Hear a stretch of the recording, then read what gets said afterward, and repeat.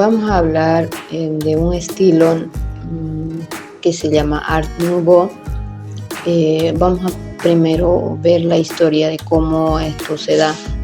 Bueno, este movimiento llamado Art Nouveau surgió en Bélgica y se extendió rápidamente primero a Francia y luego al resto de Europa. Este arte modernista fue un movimiento artístico y decorativo internacional que se desarrolla entre los años 1890 y 1914, aproximadamente unos 15 años. Este arte nuevo, como su nombre lo dice en francés, se trataba de un estilo original, de un estilo juvenil, de un estilo moderno, se puede decir. Abarcó todas las artes, aunque este se destacó especialmente en lo que es la arquitectura y las artes aplicadas.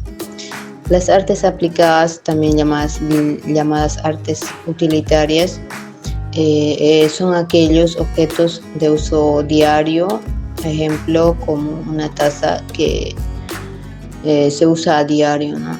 Una revista, o también puede ser un banco y así.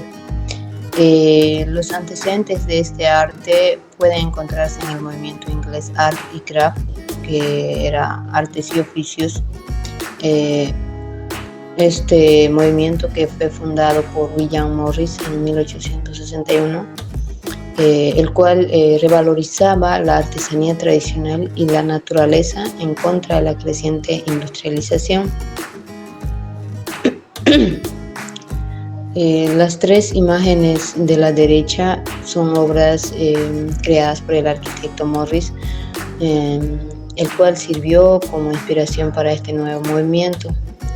Y lo que es también sirvió como inspiración para este nuevo movimiento, lo que son los avances de la tecnología del hierro forjado. En concreto, de la interpretación por el arquitecto francés Emmanuel Violet. Ahí se puede ver en la imagen de abajo, esas eran las obras de cómo ellos realizaban, y estas eran inspiraciones para este nuevo estilo. El movimiento estuvo también relacionado, por un lado, con la aparición de una nueva burguesía industrial y por otro con los numerosos movimientos en favor de la independencia política surgida en Europa.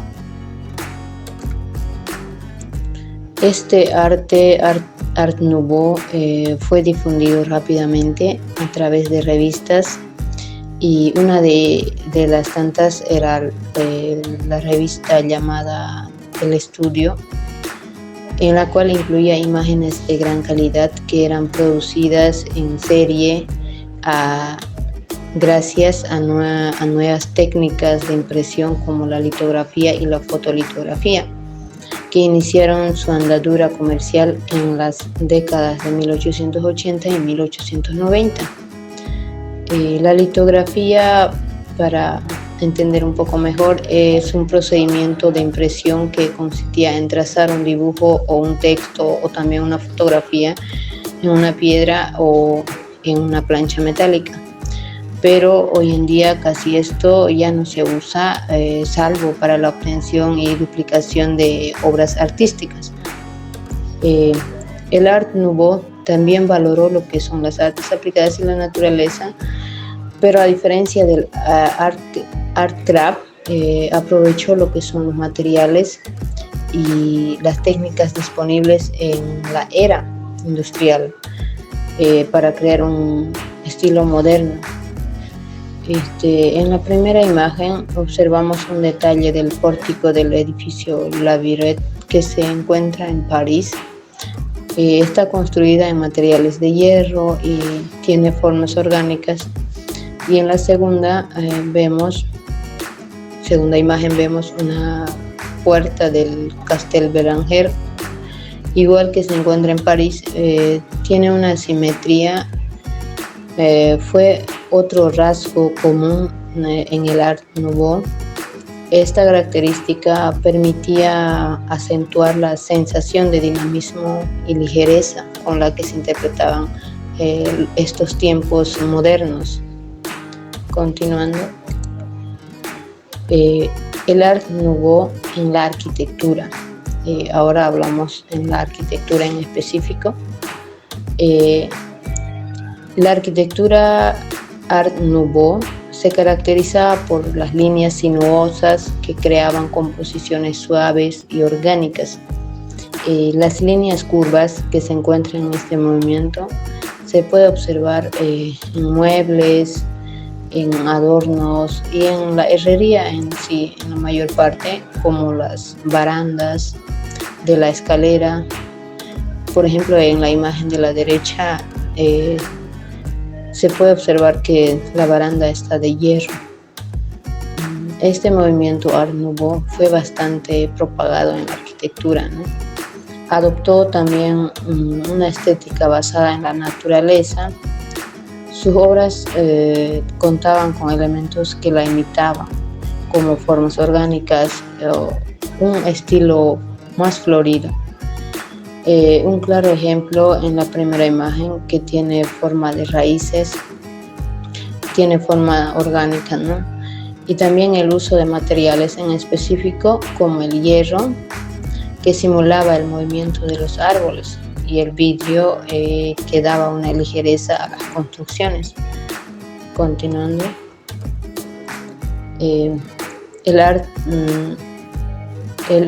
características del Art Nouveau en la arquitectura.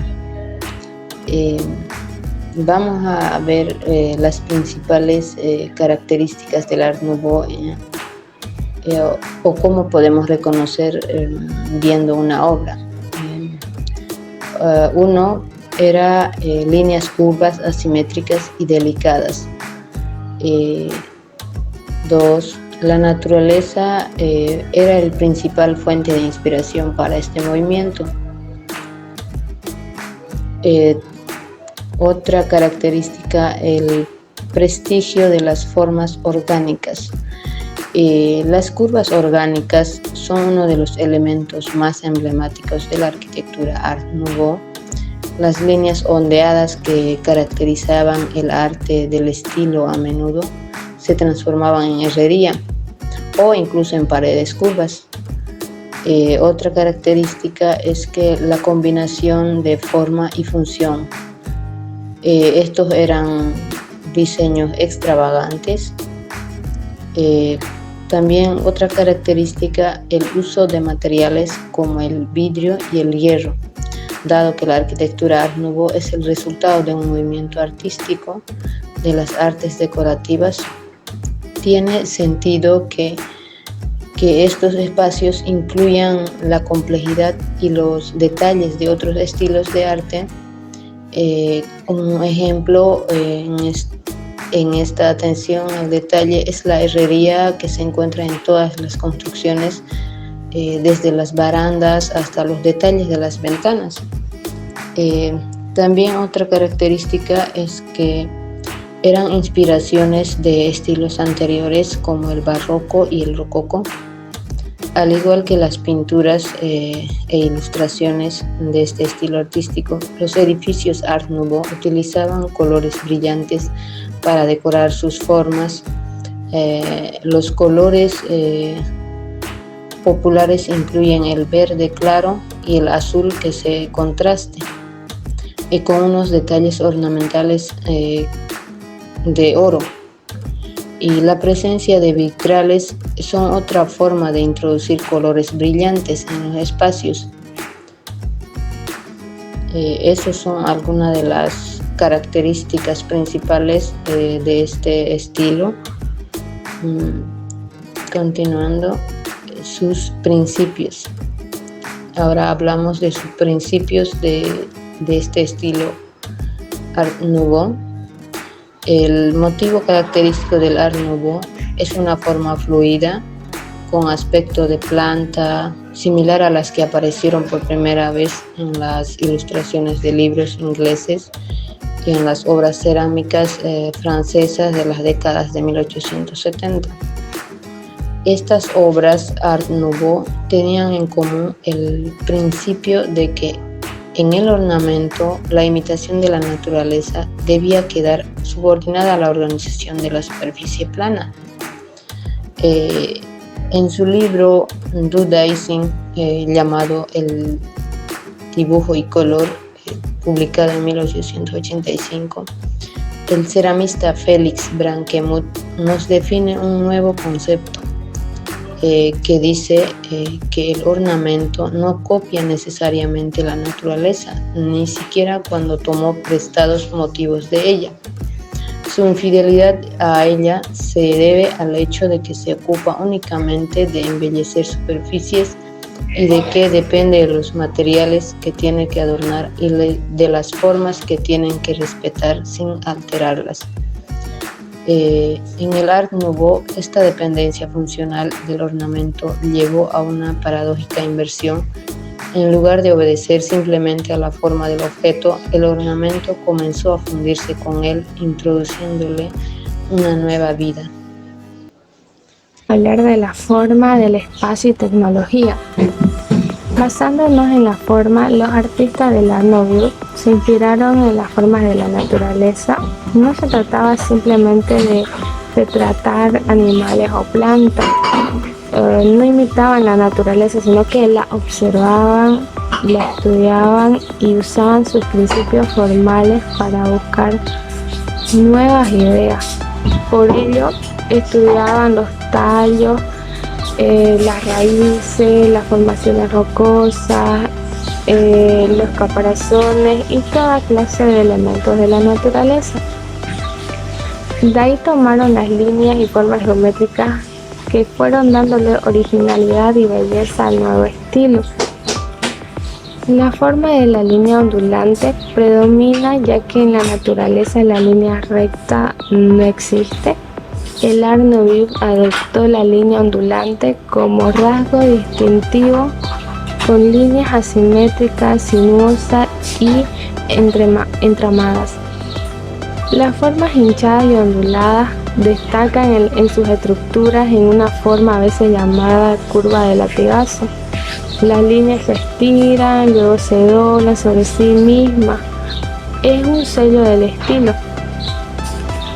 En el Art Nouveau destacan en su forma las líneas curvas asimétricas y delicadas.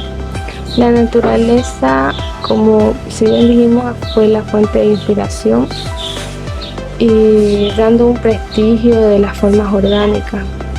La simetría fue otro rasgo común en el Art Nouveau.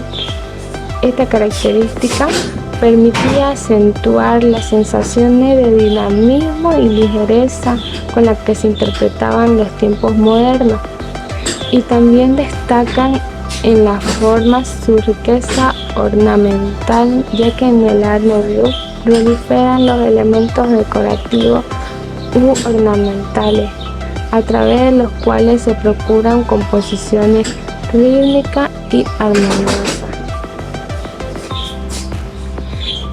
Vamos a pasar al espacio. Hablando del espacio, las estructuras del Arte Nouveau, o sea, del Art Nouveau, también tienen partes, o sea, asimétricas en toda su composición, en toda la estructura. Por lo tanto, eso significa que sus espacios también difieren en términos de su forma, de su tamaño, de su organización. Por ejemplo, o sea, un edificio puede tener una entrada con puertas de entrada que se elevan en ángulos diferentes, o una torre en un lado de una estructura pero no en el otro. O sea, en sí toda la estructura tiende a ser más asimétrica. Cada espacio tiene que tener una combinación de forma y función. Sus espacios presentan diseños extravagantes, y su estructura del Arte Nouveau tienden a ser asimétricas. O sea, tanto en su estructura del exterior se ven de manera asimétrica, así como sus espacios por dentro son asimétricos. lo que significa que no son las mismas en ambos lados. Hablando ahora de la tecnología, vamos a pasar a hablar de la tecnología. El estilo del Art Nouveau es la completa liberación de las formas del pasado. Luego de los grandes avances tecnológicos del siglo, el desarrollo de la industria, la ciudad moderna con nuevas ideas urbanísticas, tipologías estructurales, todavía faltaba el nuevo estilo. La liberación de las formas tradicionales se apoyó en el uso de nuevas tecnologías y en el uso de estas para materializar los nuevos gustos. Los artistas y diseñadores del Art Nouveau valoraron las técnicas disponibles en la época industrial, por ejemplo la reproducción mecánica, la xilografía y el cartelismo. Asimismo aprovecharon los materiales nuevos o le dieron nuevo uso a los ya conocidos. Algunos materiales comunes en el Art Nouveau fueron el hierro, la cerámica, el vidrio, los cristales, la madera, la tendencia de usar muchos materiales en un mismo edificio, la piedra, el ladrillo y su variedad de colores. Algunas estructuras parecen casi orgánicas, pero están muy influenciadas por la naturaleza. Utilizaron aquellos materiales modernos en sus diseños, incluidos sustancias como el hormigón vertido, el hierro fundido y las grandes paneles de vidrio. Las paredes de vidrio sostenidas por estructuras metálicas expuestas y las escaleras hechas de hierro fundido ondulado acentúan el sentido de un estilo moderno. Junto a esto, los arquitectos aligeraron los muros y dejaron la herrería al descubierto. Eso se pudo ver en muchos hechos arquitectónicos, en sus estructuras, cómo se usa el hierro al descubierto, en las ventanas, tanto en el exterior como en el interior, en las escaleras. Y así se valieron de un uso innovador del hierro y reintegraron la escultura a la arquitectura de forma innovadora. Bueno, continuando con los representantes está Víctor Horta. Este fue un arquitecto, dibujante y decorador. Víctor Horta es considerado como el principal pionero del estilo de la arquitectura Art Nouveau. Usó piedra virtuosa, acero y vidrio que combinan felizmente curvas y curvas dobles que van abrazando como pedúnculos de flores. Continuando, la obra de Víctor Horta, arquitecto referente del Art Nouveau, en toda la ciudad de Bruselas. La arquitectura de Víctor Horta va desde lo inocuo hasta lo vanguardista.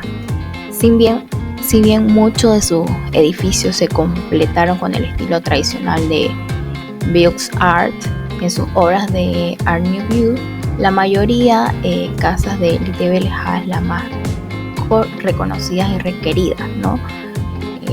Como se puede ver en las imágenes, los balcones de hierro forjado, los capiteles de las columnas adquieren formas vegetales en la fachada, pero el arquitecto emplea un patrón orgánico distintivo para cada residencia. Los motivos naturales, como se pueden ver en la parte derecha del interior, continúan los motivos naturales, los ornamentos naturales, donde las vides parecen crecer en los hierros y en las pinturas de los muros. Del mismo modo, a pesar de que los edificios de Horta están plagados de todos los tipos de materiales industriales que definen la arquitectura moderna, como el vidrio y el hierro, generalmente se usan como adorno más que por sus propiedades funcionales, ¿no? El hierro curvo y orgánico no es un minimalista, sino que está hecho a propósito de forma artesanal. Aunque los diseños de Horta muy parecidos a los producidos en el movimiento de Artcraft, se caracterizan por un énfasis en el mundo natural. Sus obras arquitectónicas marcan una desviación de la tradición de las artes decorativas en su tridimensionalidad funcional y funcional. También partiendo de los patrones florales del movimiento de artes y oficios, Horta dijo que no es la flor que me gusta tomar como elemento decorativo, sino el tallo, esa forma de inspiración, ¿no? Bueno, a pesar de que el trabajo de Horta es a menudo reconocido como el ejemplo más definitivo en la arquitectura Art Nouveau, sin embargo, está profundamente personalizado. Como escribió un crítico de Horta, que me pareció interesante, en 1899, dice que no es un constructor, es un artista, no combina, él crea, no tiene escuela, ha asumido un género, es mejor que la originalidad, es una maestría que tiene una concepción de la línea que le pertenece solo a él. Bueno, continuando, está el arquitecto Charles Renier, el arquitecto, diseñador y acuarelista escocés.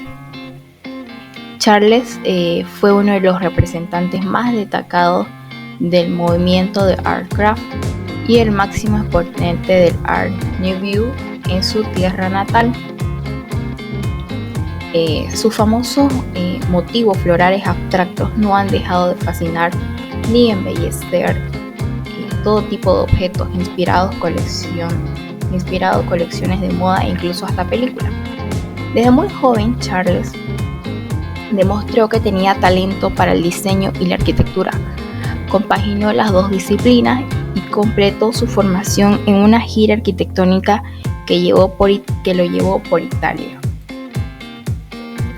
Charles Renier y otros artistas contemporáneos fueron los creadores del que se conoce como estilo de Glasgow, que abanderó lo que es el Art Nouveau. Continuando está la Escuela de Arte de Glasgow, ¿no? Que se construyó a base de granito gris del lugar ¿no? 3 de sus lados se hizo de granito y con fábrica de ladrillo rústicamente enfocado en el cuarto. Como se puede ver ahí, toda la fachada es de ladrillo, ¿no? Sin embargo, pese al declarado respeto de Charles por la construcción de fábrica, el vidrio y el hierro estaban presentes en la abundancia en las extensos ventanales de la fachada, ¿no?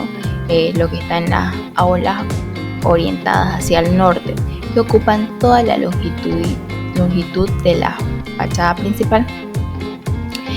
Al mismo tiempo, desde un punto de vista técnico, Charles, al igual que su coetáneo norteamericano, hizo todos los esfuerzos posibles para incorporar instalaciones ingeniosas, actualizadas, ¿no? Tales como el sistema todavía eficaz de calefacción y ventilación por tubos, integrado en la escuela desde el principio. Siguiendo con la tradición neogótica, Charles diseñó el cuerpo principal de la escuela como una envoltura holgada, con la mayor parte del espacio de las aulas apilado en 4 plantas. Esto en realidad se percibe como si estuviera solo de 2 pisos, pero a lo largo de la fachada principal se contemplaba con dependencias auxiliares, ya puede ser como bibliotecas y el museo, ¿no? Situadas a los lados. Y en el centro y en la parte posterior, ¿no? El resultado era una planta en forma de E, con alzado principal excéntricamente contrapesado en el que unos sutiles desplazamientos tanto de la entrada principal como de las rejas del patio delantero provocan simultáneamente lecturas simétricas y a la vez asimétricas. Para entrar en más detalle, el edificio principal tiene 75 metros de longitud con un fondo de 28 metros. Cuenta, como había nombrado, con 4 pisos más un ático añadido en la segunda fase, ¿no? El terreno tiene un desnivel de 10 metros a su lado sur, hecho al que se saca partido acentuando la verticalidad de la fachada occidental. Como se puede ver ahí, la fachada principal está definida por los grandes cristales, como había nombrado, los grandes ventanales de las aulas que se abren por un parámetro continuo de piedra, por el cuerpo central cargado de los elementos plásticos y por el original cerramiento, tras el cual se eleva la fachada propiamente dicha, muy retranqueada, para iluminar lo que es el sótano. El tratamiento de fachada expresa la función y la jerarquía especial del interior del edificio, algo característico de este movimiento, ¿no? Mediante los módulos verticales salientes sin interrupciones horizontales se acentúa la altura del ala oeste y el volumen interior de la biblioteca en la doble altura.